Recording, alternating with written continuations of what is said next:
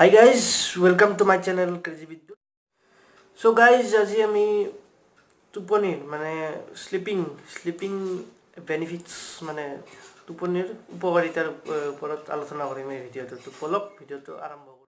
So guys, টোপনিৰ benefits মানে sleeping বেনিফিটছৰ আপোনালোকে ভাবিব পাৰে যে বেছি সময় শুলে ভাল হ'ব বা কম সময় শুলে ভাল হ'ব। মই বেছি সময় কম সময়ৰ বিষয়ে ক'ব বিচৰা নাই। জাষ্ট ভাল টোপনি মানে ধৰক আপোনাৰ কিছুমান টোপনি কম সময়ৰ ভিতৰতে ভাল আৰামদায়ক দিব পাৰে বা কিছুমানে টোপনি ধৰক 6-7 ঘণ্টা বা 8 ঘণ্টা শুলেও ভাল টোপনি নহয়, উঠি গাৰ বিষ উঠে। কিছুমানৰ ধৰক 2 ঘণ্টামানত শুই ফেলে 2 ঘণ্টা শুই কিছুমানে আৰামদায়ক টোপনি ল'ব পাৰে, পুৱা উঠি ফ্ৰেছ ফিল কৰিব পাৰে।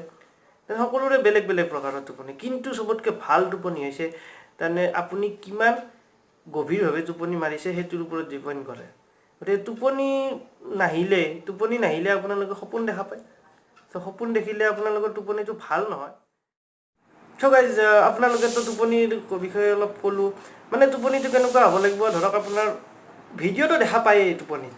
সপোন দেখা মানে ভিডিঅ' দেখা পোৱা, সেইটো জানা শুনা কথা। তাৰে যোনটো অডিঅ' থাকে আপোনাৰ, অডিঅ'টো আপোনালোকে শুনিব নালাগে। অডিঅ'টো যেতিয়া শুনি থাকে তেতিয়া অডিঅ'টো শুনি থাকিলে টোপনিটো নাহে তেতিয়ালৈকে।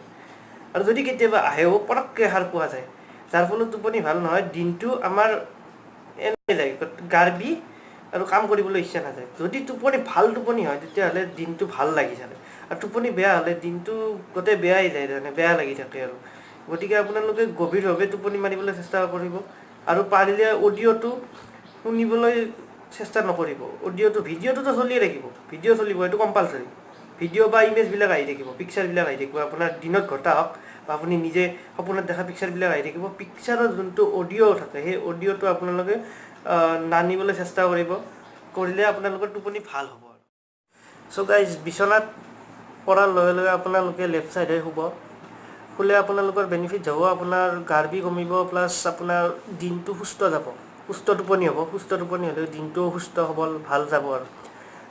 কিছুমানে পেট ফাল্লা খাই, নলবাৰী ভাষাত পেট ফাল্লা খাই শুৱে আৰু, বা কিছুমানে বুকুত হাত দি শুৱে, তেওঁলোকৰ বেনিফিট একো নহয়। তেওঁলোকৰ এনে টোপনিও ভাল নহয় অন্য টোপনিতকৈ।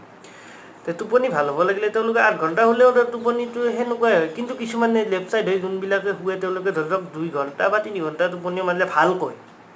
মই আগতে কৈছোঁ, ভিডিঅ'টো আহিব, অডিঅ'টো নহাকৈ যদি শুৱে তেওঁলোকৰ দিনটোৰ কাৰণে ভাল যাব, দিনটোৰ কাৰণে কাম কৰিবলৈ সুস্থ থাকিব। আৰু এটা কথা লক্ষ্য কৰিবচোন, আপোনালোকৰ টোপনি ভাল নহ'লে আপোনালোকে কাম কৰিব ইচ্ছা নাযায়, কোনোবাই কিবা ক'লে খং উঠে, সেনেকুৱা হয় আৰু। টোপনি ভাল নহ'লে এনেকুৱা হৈ যায় আৰু।